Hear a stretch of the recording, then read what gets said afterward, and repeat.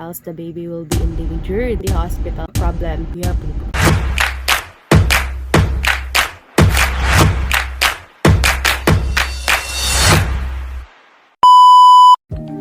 hi guys, I am Claudia Marie Lozada Cabedo and I am here to help you analyze situations based on the different philosophers and their philosophy. Today we are going to talk about situation that faces a moral dilemma. So the situation is Jacob's wife is in the hospital because his wife is in labor. But they have a problem because the labor needs to be cesarean or else the baby will be endangered. What they expected was that it would be a normal what they expected was that it would be a normal labor. So they didn't prepare enough money. Sorry about my voice. I'm not feeling well. So they okay, usubon. Sorry again. Jacob's wife is in the hospital because his wife is in labor. But they have a problem because the labor needs to be cesarean or else the baby will be endangered. What they expected was that it would be a normal labor, so they didn't prepare enough money. The hospital will not proceed with the procedure if he does not pay or make a down payment. Kaya punipag hospital. An old lady offers Jacob to help them, but in exchange, he will be with her for the whole week just to accompany her, and he needs to leave his wife laboring alone. Jacob is faced with a moral dilemma. What should he do?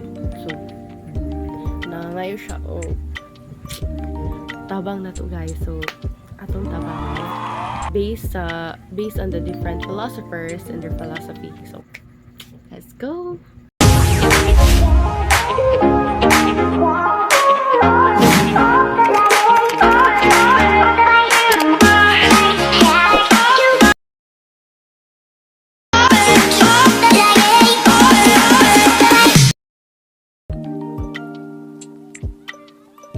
So the first philosopher is Joseph Fletcher, Situations Ethics, which talks about agape. Wow, dili agape ha, agape, which means unconditional love. Wow, unconditional love. Which means whatever you do, as long as it is made out of love or you do it because of love, it is right.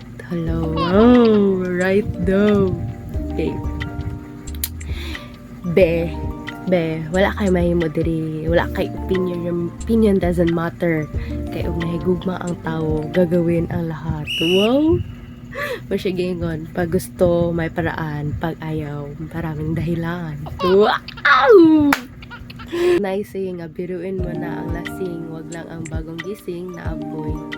Hilaptin mo na ang tanan, wag lang ang nahigugma. Wow! Nabarod siya. So, based on his situation ethic, if Jacob accepts the offer, it will still be right. For the reason for his action is made out of love for his wife and child in order for them to be safe and to live longer.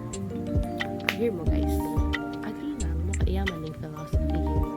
The following utilitarian philosophers are Jeremy Bentham and John Stuart Mill, who have different perspectives in utilitarianism. According to Jeremy Bentham, it is right if it brings pleasure rather than pain, and it is wrong if it brings pain.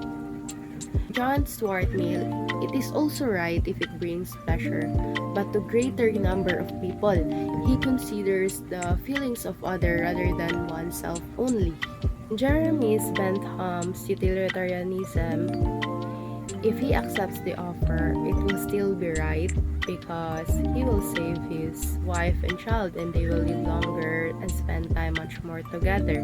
John Stuart Mill's case, it will be wrong because if his wife finds out, the wife will be devastated and will get hurt. So he needs to consider the feelings of his wife. Additional lang guys, I think maadsad ang Kachan Rose justice as fairness sa point of view sa hospital because their priority or duty is to save lives man. They have an oath to save lives, promote well-being, and avoid harming or causing injury to others. It's their job to save lives. Wala unta sila gapaki sa money because that's the least of their priority.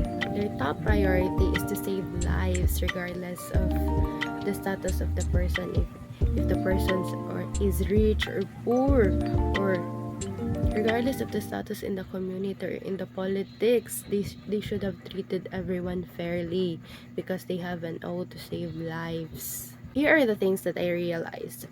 First and foremost, before you get pregnant, make sure that you are ready financially, physically, and most especially emotionally, because being part of a mother is going through a postpartum, and it is not easy as what I've observed from others. It is really hard, especially if you are alone. Always think the feelings, or take into consideration the feelings of your partner, kay since na naman kay partner, so you should know na dili na lang ikaw sa. So every choice or decision you make, you should take into account the feelings of the other person.